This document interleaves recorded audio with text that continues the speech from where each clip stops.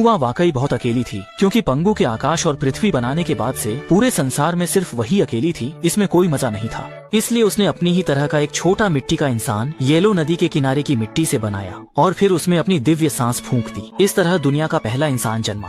लेकिन एक तो बिल्कुल भी काफी नहीं था। दुनिया को जीवंत और रौनकदार बनाने के लिए नुआ ने मिट्टी के इंसान बनाना शुरू किया। फिर उसने मिट्टी के टुकड़े फेंके जो जमीन पर गिरते ही जीवंत इंसान बन गए। इनमें पुरुष और महिलाएं थे और इसी तरह मानव समाज बना, जिससे दुनिया में सुख शांति फैल गई। लेकिन उसी दिन दो अनचाहे मेहमान आ गए। एक थे दुनिया की सारी अग्नि के स्वामी अग्निदेव झूरोंग और दूसरे थे सारी नदियों और जल के स्वामी जलदेव गोंगोंग। इन दोनों देवताओं के जन्म से ही वे एक दूसरे के कट्टर विरोधी थे।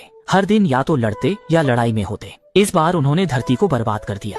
3 दिन और 3 रातों की भीषण लड़ाई के बाद अग्निदेव झूरोंग को गोंगगोंग की बनाई 100 गज लंबी ड्रैगन ने जकड़ लिया। सबको लगा हार जीत तय है, लेकिन जैसे ही झूरोंग को वह ड्रैगन खाने वाला था, वह पल में अग्नि बनकर निकल गया। इसके बाद उसने हाथ उठाकर प्रहार किया और गोंगगोंग की ड्रैगन को दूर उड़ा दिया। घायल गोंगगोंग में अब लड़ने की ताकत नहीं बची थी, तो झूरोंग ने उसे आत्मसमर्पण की सलाह दी। लेकिन गोंगगोंग का जिद्दी स्वभाव था। वह मरना मंजूर कर सकता था, पर हार नहीं। हार की वजह से उसका दिमाग भी काम करना बंद कर गया और उसने सिर झोंककर आकाश और पृथ्वी को थामे बेजोऊ पर्वत को तोड़ डाला। न्यूवा यह देखकर स्तब्ध रह गई। आकाश से गिरे विशाल पत्थर गोंगगोंग को समुद्र में दफना देते हैं और आकाश में एक बड़ा छेद बन जाता है, जिससे समुद्र का पानी नीचे आता है और महाद्वीप की पहाड़ियां, नदियां, मैदान डूब जाते हैं। इस तरह एक आपदा शुरू हो गई, जिसने दुनिया को अपनी चपेट में ले लिया और अनगिनत इंसानों, जानवरों, पौधों को जान गंवानी पड़ी। दयालु न्यूवा ने यह सब अपनी आंखों से देखा। इस महाविनाश को समाप्त करने के लिए उसने दिव्य पशु श्वेनवू को दुनिया भर से 5 रंगों के पत्थर इकट्ठा करने भेजा, ताकि वह उन्हें पिघलाकर आकाश के छेद को बंद कर सके। इसी दौरान इंसान भी मदद करने लगे और 5 रंगों के पत्थरों को रिले की तरह उठाकर बुचोऊ पर्वत के तल तक पहुँचाने लगे। मुख्य दोषियों में से एक अग्निदेव झूरोंग भी खाली नहीं बैठे। न्यूवा ने उसे बुचोऊ पर्वत को आग लगाने के लिए कहा और तभी एक अग्नि ड्रैगन पर्वत की ओर झपट पड़ा। जैसे जैसे श्वेनवू 5 रंगों के पत्थर फेंकता गया, उस समय का बुचोऊ पर्वत एक विशाल भट्टी की तरह लगने लगा, जिससे घना धुआं निकल रहा था।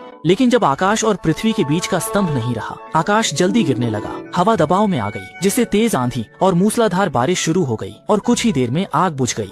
स्थिति इतनी गंभीर हो गई थी कि सभी जीवों की भलाई के लिए दिव्य पशु श्वेनवू ने खुद को बलिदान करने का फैसला किया। वह पानी में कूदा, उसके पैर ऊपर थे और शरीर बड़ा होता गया। अंत में उसी के सहारे उसने गिरे हुए आकाश को फिर से ऊपर उठा दिया।